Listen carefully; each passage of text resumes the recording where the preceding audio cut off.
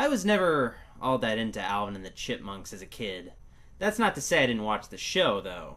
No, I watched the Chipmunks on a regular basis when their 80s show would appear in reruns on good old Cartoon Network. But Alvin and the Chipmunks was never a cartoon that I formed much of an attachment to, and after those unfortunate live-action movies, any attachment I had left to this animal novelty act is withered away almost completely. Almost. Don't hurt him! He's a good guy! Cartoon Network's Cartoon Theater presents Alvin and the Chipmunks Meet Frankenstein. From 1999 to 2000, Universal released a couple of direct-to-video animated movies starring the singing rodents. The notable thing about these two flicks is that they were both Halloween specials that featured classic Universal horror monsters. The spooky Chipmunk movies were a bit like those old Abbott and Costello films, where the comedy duo would meet some scary characters from Universal's Gallery of Ghouls. You know, just with some furries, I guess. The latter of the two Chipmunk movies was Alvin and the Chipmunks Meet the Wolfman, which is pretty self-explanatory and my least favorite of the two. The first is what I'll be talking about in this video. Alvin and the Chipmunks Meet Frankenstein. Frankenstein. Yeah, I know that's Frankenstein's monster on the cover, but Dr. Frankenstein is in this movie too, so, let's not split hairs here, you fucking nerd. The story of this cartoon animal rock band movie starts where you'd expect, in a black and white Eastern European-ish village in turmoil. Wandering around this village, there's the usual nightly angry mob brandishing torches, scythes, and, rakes. Okay, oh come on, that guy's just carrying a stick. This angry mob is trying its best. Of course, you aren't gonna start an angry mob for shits and giggles. No, it's not a fucking conga line. An angry mob always means that there's a monster on the loose that needs to be cornered, and usually that monster turns out to be in ourselves. Yeah, I'm really deep, I know. Save your comments. But no, there's like a literal thing that the mob's chasing, and in this case, it is Frankenstein's monster, the archetypical angry mob bait. Frankie flees to a nearby castle, and the mob is prepared to burn down this building made from stone.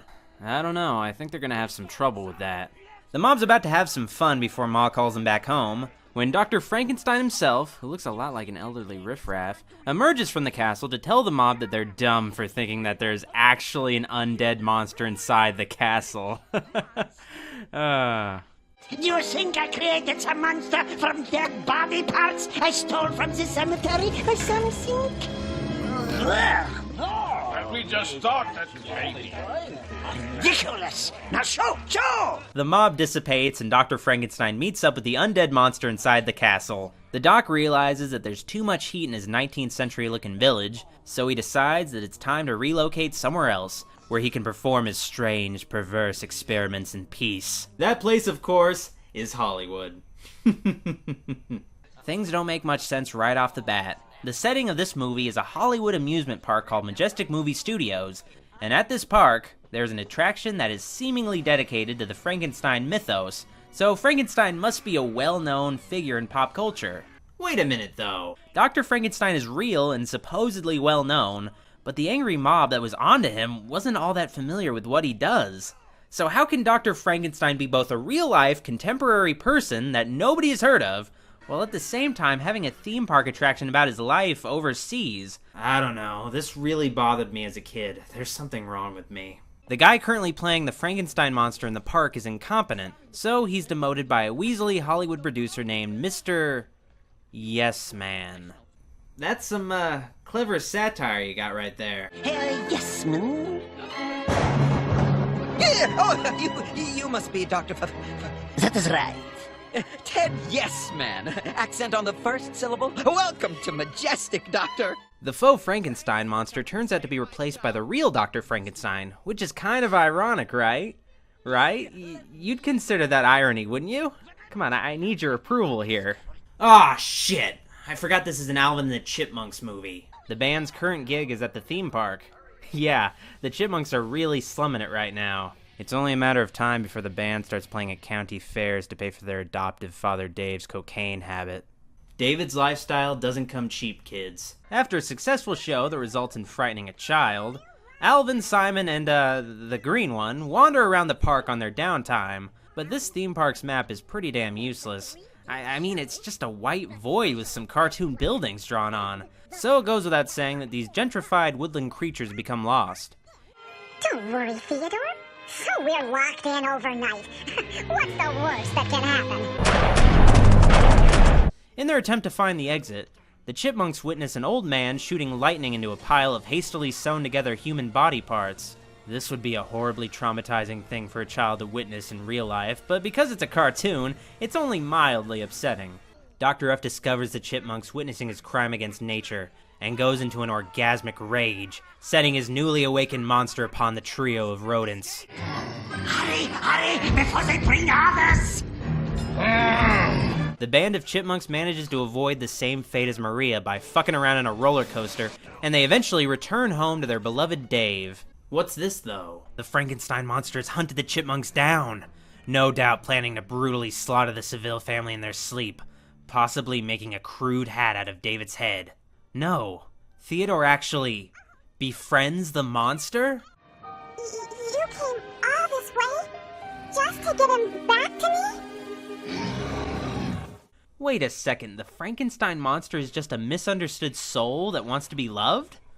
I could have sworn that the monster was a killing machine in the James Whale movie. So, the Chipmunk gang accepts the monster, and aim to inculcate the creature into becoming a part of our human society, with their very unique talking chipmunk perspective. It's really hard to review a direct-to-video Alvin and the Chipmunks movie as an actual movie, but I'm gonna try my hardest here. The story of the movie does its job.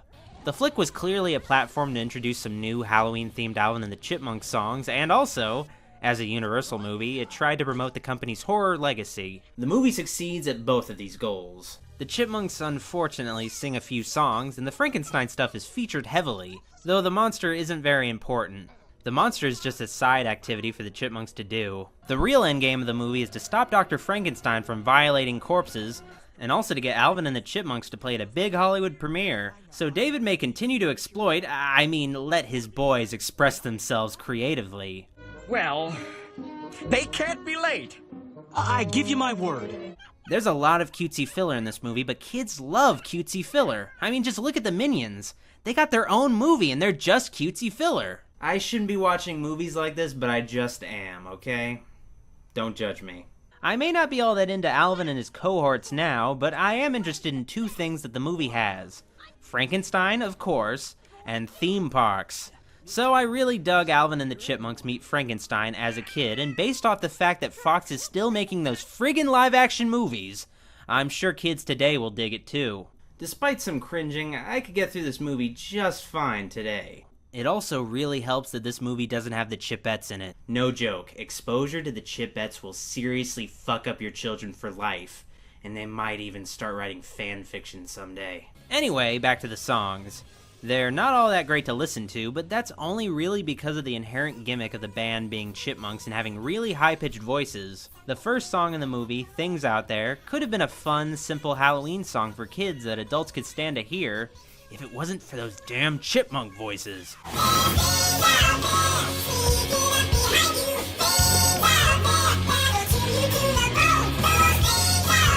The second song, If a Monster Came in Your Room, I'm not so sure about. The basic gist of the song is that the chipmunks are fantasizing about the different ways they would murder a monster if it entered their home. It's a pretty violent song outside of the context of the movie, what with Alvin talking about stabbing the monster with a sword. Also, they go into some bullshit choreographed boy band dance, which is hard to watch. The third song is just a generic little number about how to make friends. Total pass. The last song plays during the credits, and it's Dry Bones with a Frankenstein twist, and again, it could be a decent Halloween song. But those fucking voices, man. If you have kids, they'll probably love all the songs. Though if you're watching this video, you probably abducted the kids you have.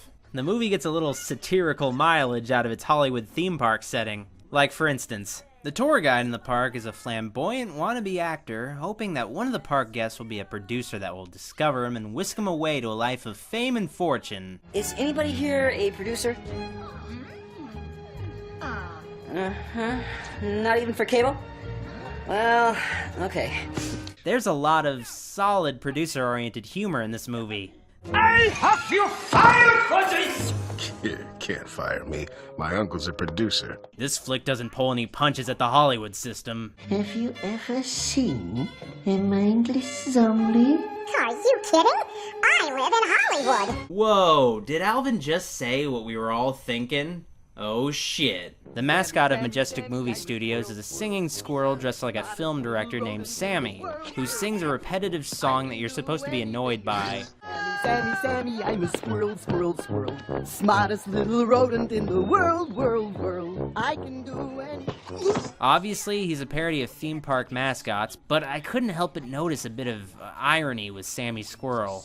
He's a cartoon rodent that sings in a very annoying fashion. I wonder if this was meant to be a sly, conscious indictment of Alvin and the Chipmunks by the writer of the movie, or if it's just pure, unintentional irony. Oh yeah, the guy in the Sammy Squirrel costume aggressively gropes a cross-dressing Dr. Frankenstein at one point in the movie.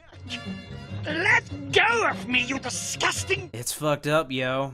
The animation in Alvin and the Chipmunks Meet Frankenstein isn't great by 90s direct-to-video standards, but it's better looking than your average 90s cartoon show.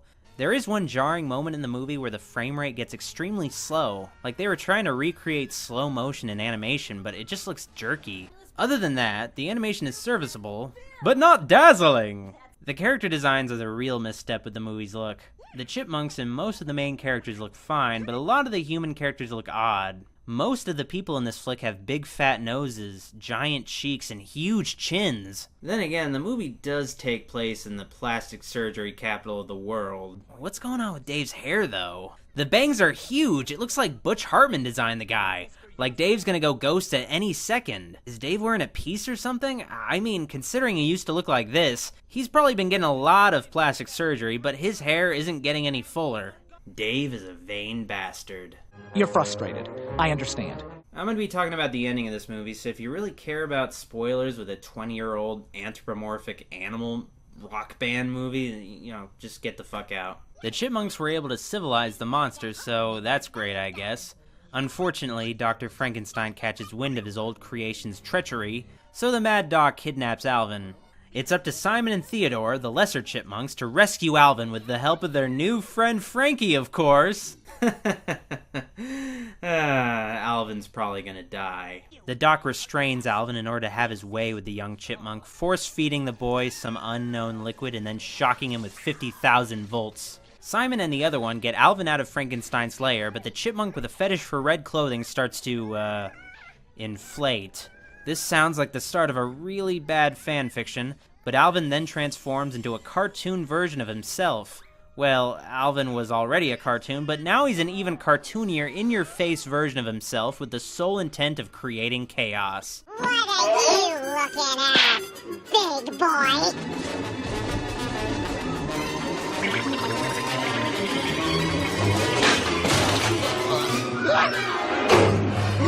It's never really explained why Dr. Frankenstein wanted to make a cartoonier version of Alvin in the first place. I don't know what the guy's into, okay? Alvin's on the loose and causes havoc at the opening of a new movie called A Midsummer Night's Car Chase. That's some, clever satire you got right there. Alvin is being really fucking annoying in his toon form, so Simon and the other one improvise a cure made out of escargot, frog legs, beef tongue. You know, the garbage that Frenchmen eat. Alvin consumes the makeshift cure and returns to his slightly less annoying form. Just swell.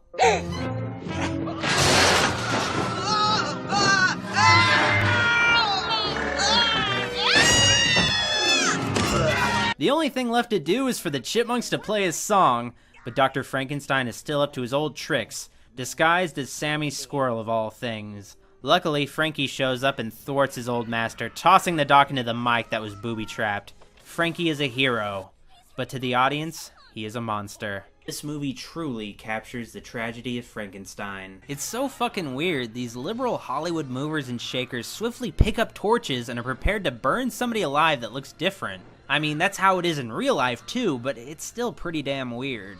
Anyway, the other one, Ted I think his name was, defends Frankie and tells the crowd of people that you can't discriminate based on appearances. That's basically what he says. This would have been profound if the Chipmunks had said it back in the 60s instead of singing about witch doctors all the time. Thank you. Everybody knows that when you make a speech in a movie, that means you won. Dr. Frankenstein becomes sealed in the Sammy Squirrel costume and is forced to work in the park as that character for all eternity. I'm Sammy, I'm a squirrel. I don't know how the doctor can eat and go to the bathroom in that thing. I honestly don't want to think about it. It's a pretty grim fate. The monster also gets a job at the theme park. He's the new tour guide, and because Alvin taught him how to talk, he speaks in a very high-pitched voice as well. Anybody here from out of state? I don't know how that would work, but the movie is over and it's the last joke. I loved watching Alvin and the Chipmunks meet Frankenstein as a kid. There were cartoon animals, a Frankenstein monster, and a theme park. I loved it. I think kids will like it today. Alvin and the Chipmunks' music might not be all that great, but the old cartoons were pretty entertaining. This movie is no exception. I can't suggest watching this flick to you unless you grew up with it like me and you're curious about watching it years later on a trip down memory lane. You know, I wasn't bored watching it, so yeah, put that on a fucking poster. Get the hell out of my house.